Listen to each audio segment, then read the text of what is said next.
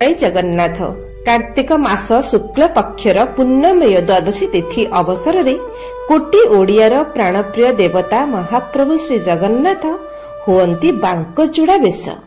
जेमिति रास रासेश्वर श्रीकृष्ण वृंदावन रे कदम्ब वृक्ष मूल अपूर्व त्रिभंगी ठाणी रे उभा होइथिले, ठीक सेमिति महाप्रभु श्री जगन्नाथ बड़ भाई श्री बलभद्र आ मां सुभद्रा सह सही भावरे नीलाचल धामर नीलरत्न सिंहासन उपरे दर्शन दियंती तांक भक्त मानंकु।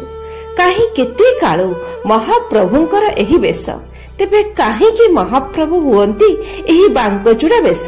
पुराण कहंती भक्त अर्कुर कंस असुरर आदेशरे धनुयात्रा पई आसिछंती मथुरार गोपपुरकु। कृष्ण बलराम दुई भाई को नेबा पाई बाट सारा चिंता करी करी आसुछंती। आहा, ए संसारर सर्वश्रेष्ठ पुरुष बलराम आ श्रीकृष्ण को मु दर्शन करने जाऊछि, जहांक रूप माधुरी त्रिलोक को हरण करने। बड़ बड़ जोगी जति माने जहांक दर्शन पाइबाकू समर्थ होई पारि नाहंती, आजी मु तांको प्रत्यक्ष दर्शन करिबी। एही परे भाबी भाबी बाट सारा तांको पाद चिन्हर रेणुकू अनुसरण करी करी निज मथारे बोली आसी पहुंची जाइछंती नंद राजांक गृहरे।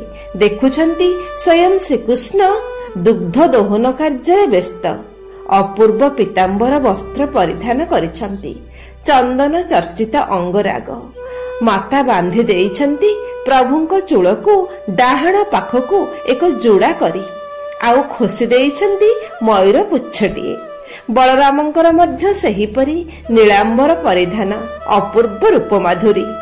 क्षणटिए पई चिंता करिछंती अक्रूर, इए कोन सही गोलोक बिहारी विष्णु जे दुग्ध दोहन करुछंती? प्रभु अंतर्जामी जानी पारिछंती अक्रूरक मन कथा।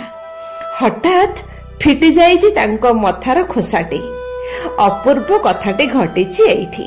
महाप्रभु तो सहस्र भुजा, दुईटी हातरे गाई दोहुथिला बेले हठात आउ दुईटी भुज स्कंद देशरु बाहरी आसीछि।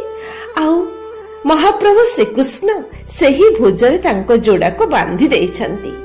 चतुर्भुज जगन्नाथः कंठ कौस्तुभ शोभितः पद्मनाभ वेद गर्भ चंद्र सूर्य विलोकनः। सेही भक्तर सराग को सम्मान दे प्रभु हुअंती कार्तिक मास शुक्ल पक्ष द्वादशी तिथि बांकचूड़ा बेश। महाप्रभु श्री जगन्नाथ आउ बड़ ठाकुर श्री बलभद्र दुहिंकर श्री मस्तक को जोड़ा बेश